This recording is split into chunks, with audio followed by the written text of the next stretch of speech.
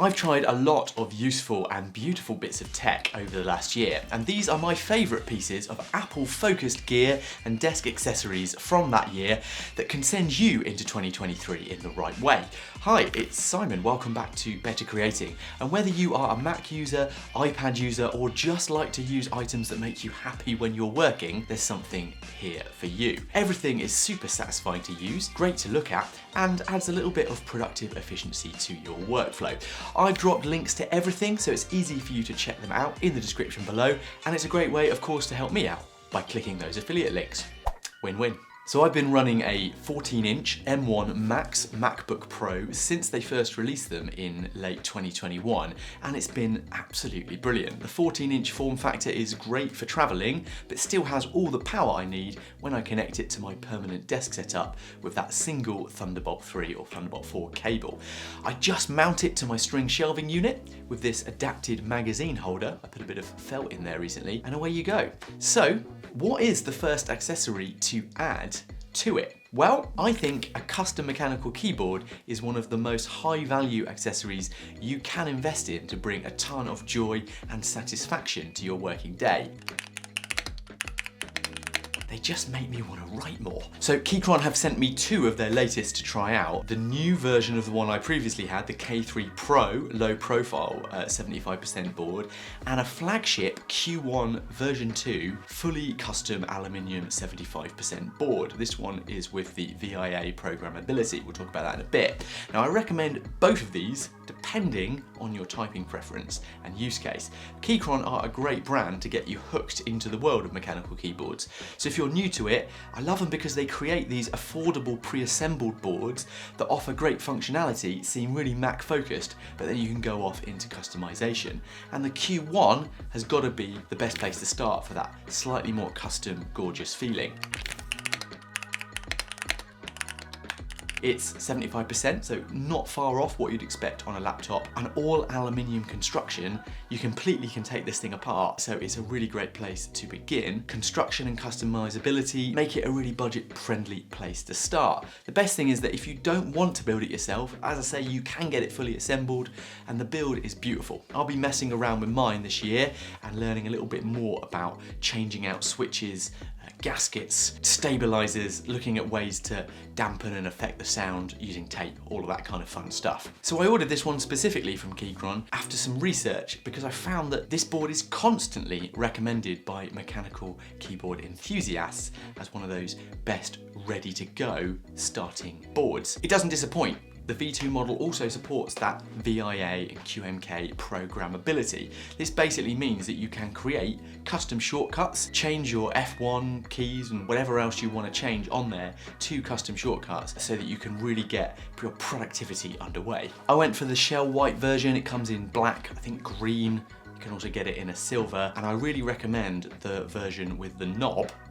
I maybe should have plumped for the silver colorway on the body because I think it would just allow for a bit more flexibility in aesthetics from changing from light to dark. Either way, it's a beautiful board.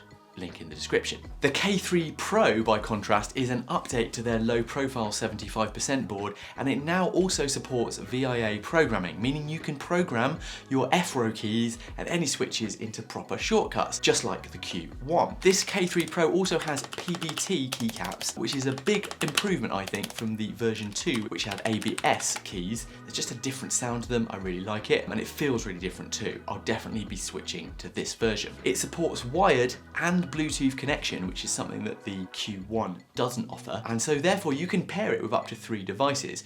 So if you're an iPad user, this is a perfect option for an external keyboard. I love it, particularly as a fan of using the Elgato Stream Deck for productivity. This is another or even better option, particularly if you also pair it with the Alfred app. Productive keys through the roof, my friend. Okay, let's talk quickfire peripherals. As a quickfire first round, for the rest of my desk setup, I'm currently running this 16:9" 4K BenQ monitor that I just love for its color accuracy and its color profiles. There's also a 32-inch version, which if I had the space, I probably would have gone for. I recommend it. And it's really good because it's got this Thunderbolt 3 built-in dock to the monitor. You can plug your computer in with one cable, charge it with 60 watts of charging, and it's just fantastic to edit and work from. I can literally place an SSD in the monitor, and I've got extra storage. The desk mat and wireless charger come desk tidy are from OrbitKey, one of my favorite finds of this year. I love this company for, yes, pricey, but definitely premium bits of desk gear.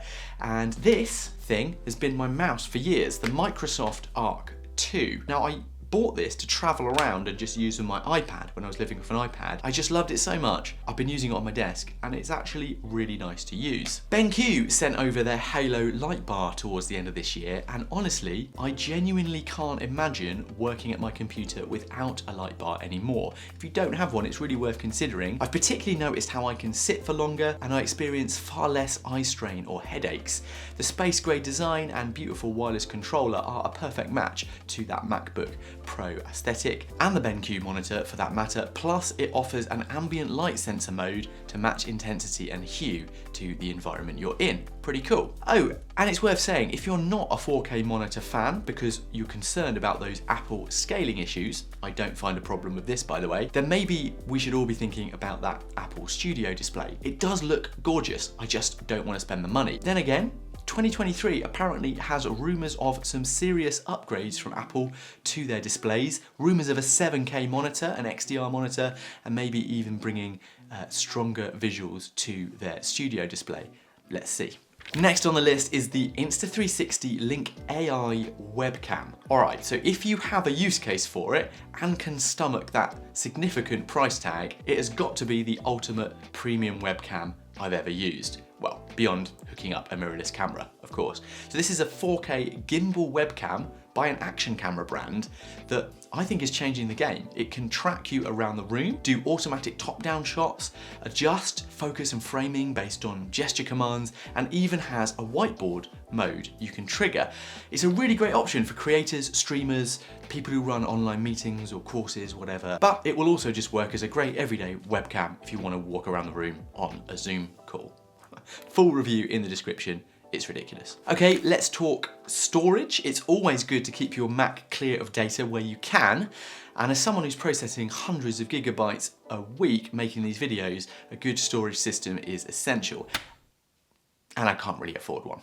Yeah, okay, so I have been looking at getting a proper NAS RAID drive, a serious setup. I hear great things about them, but it's a serious investment. So for now, the best budget-friendly option beyond the cloud has to be something like this. I'm using these USB-C hard drives from Western Digital. Now I know it's not an SSD, we'll come to that in a moment. I love that I can get 5 gigabytes of Mac-ready archive-based storage for just over 100 UK pounds. And they've not failed me yet. So yes, they're not SSD drives, but I don't need that speed when I'm just archiving stuff. When I'm editing, absolutely, I use these, my trusty SanDisk Extreme Pro SSDs in 1 and 2 terabytes. Best option you can find, so fast, I think they're really good. And this, for me, if you need a good solid state drive, get one of those. They're portable, fast, and you can edit straight off them, even via that monitor. So they might not be the most beautiful things, but they make everything else beautiful. Cables and chargers. A key part of a good minimalist desk setup